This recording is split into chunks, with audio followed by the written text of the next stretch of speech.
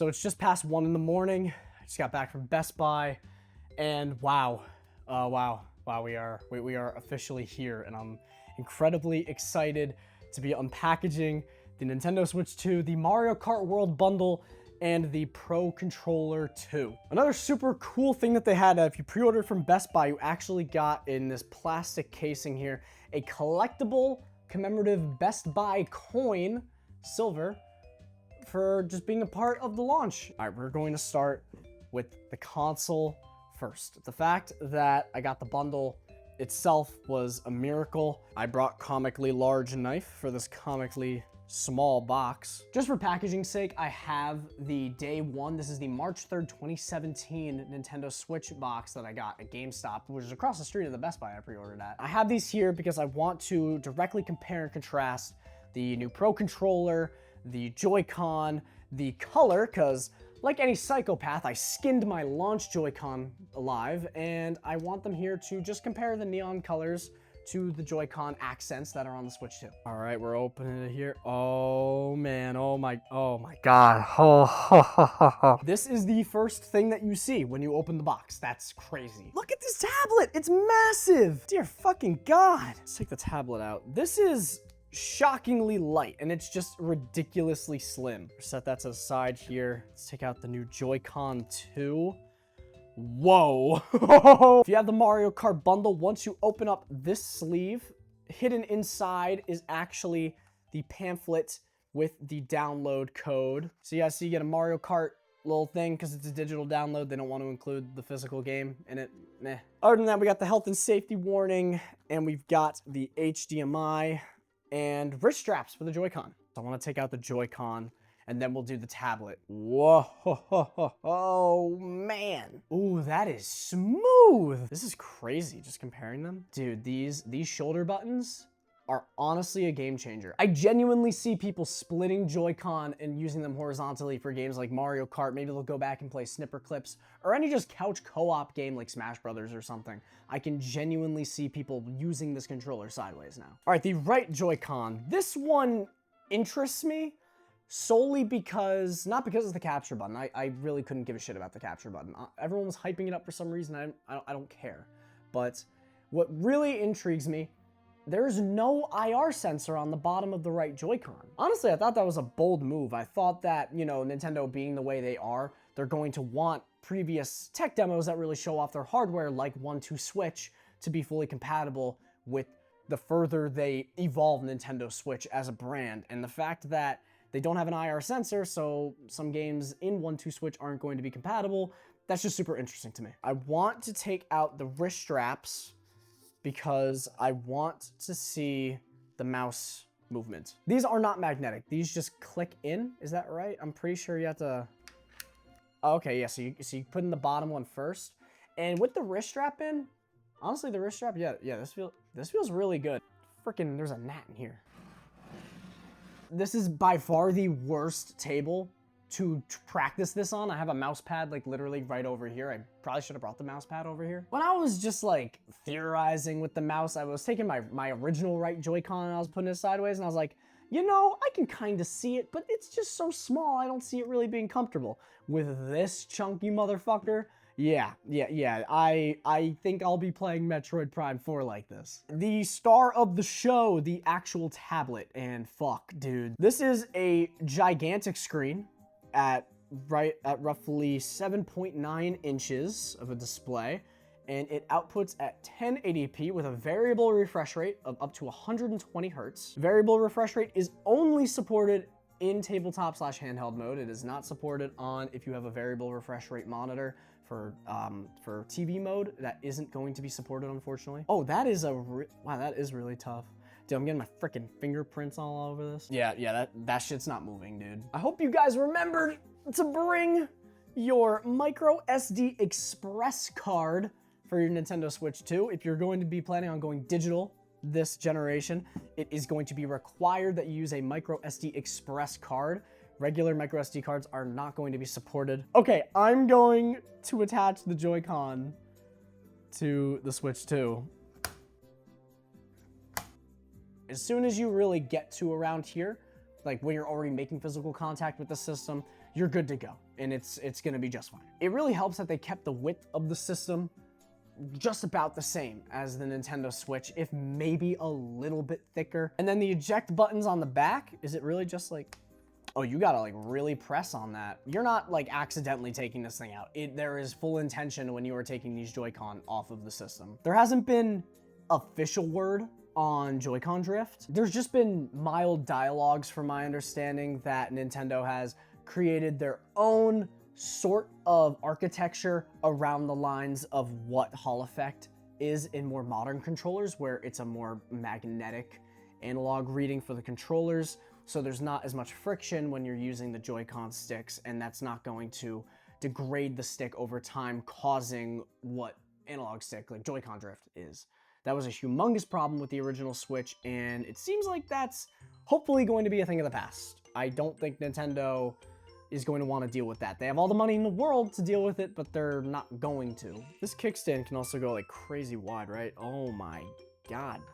I think the more apt comparison is the Nintendo Switch OLED model to the Nintendo Switch 2, because, I mean, it's just evolved off of this, just with the kickstands alone, with how this was just such a flat piece, and now this is using a lot less real estate while still being super sturdy and strong, so it's not knocking over the system, as well as the fact of just, you know, it's a glass panel here, much more vibrant colors, and supporting HDR. This didn't support HDR, but it was the fact that it was OLED.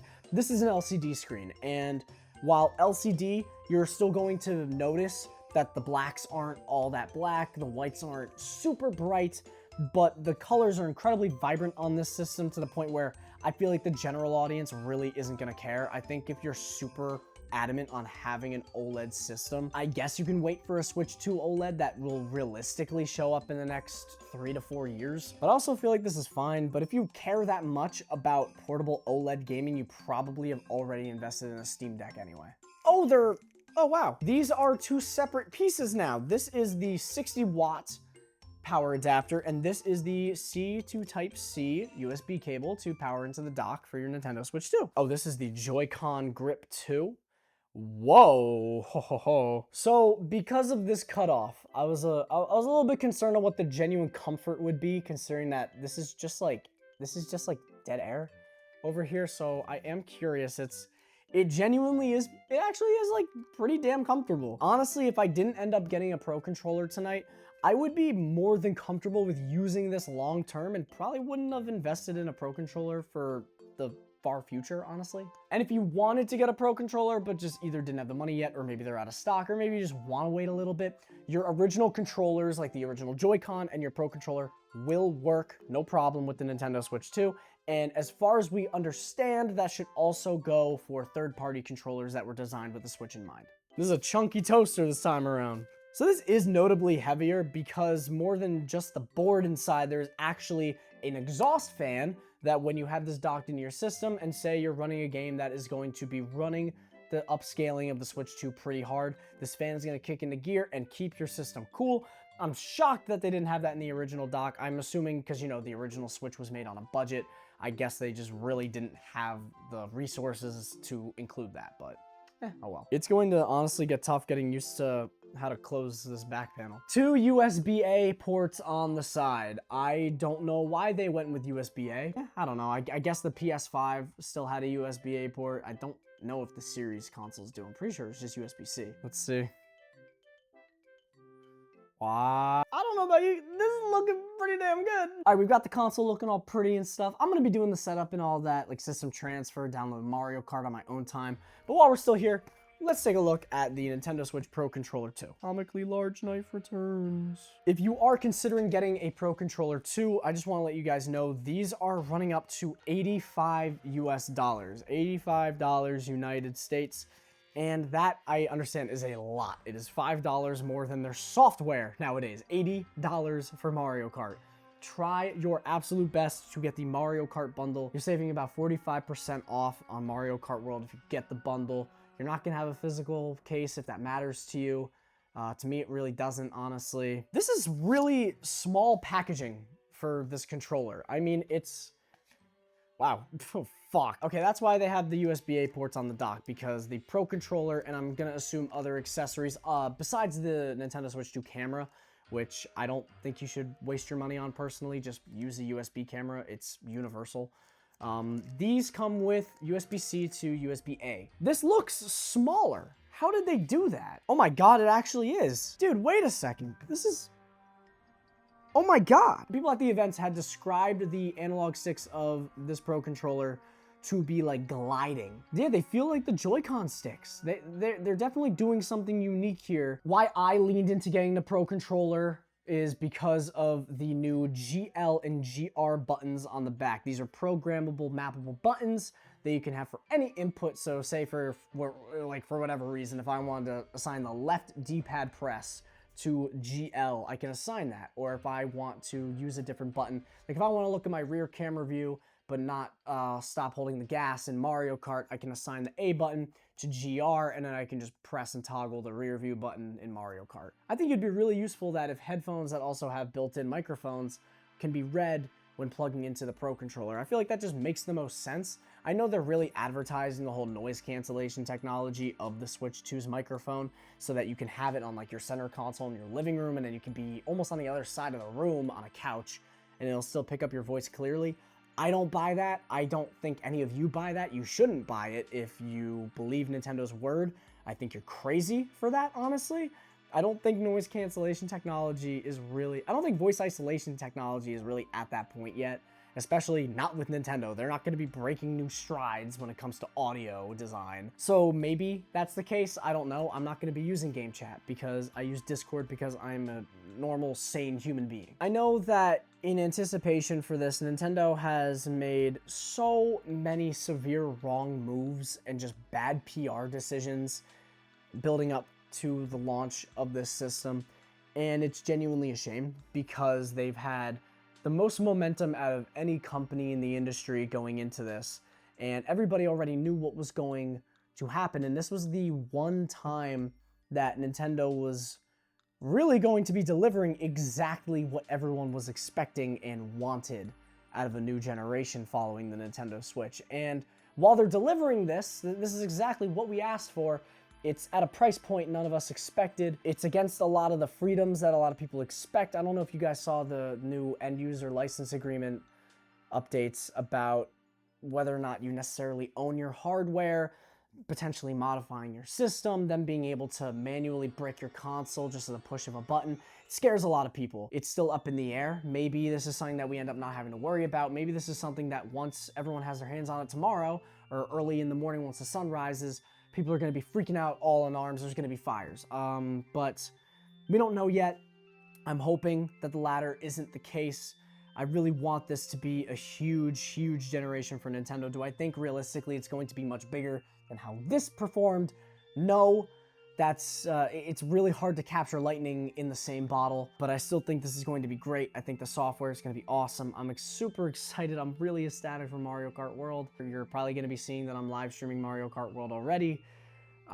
This is just big. This is big, and I'm just really excited. If you're not excited, I think you genuinely have every right in the world to be upset. But I'm gonna stop rambling. I have to edit this video together before I go to bed, and it's already 2 in the morning. I haven't even powered this fucking thing on yet, and I got a system transfer, and I gotta download Mario Kart World. I'll see you guys in Knockout Tour, kicking your asses. So until then, I'll see you later.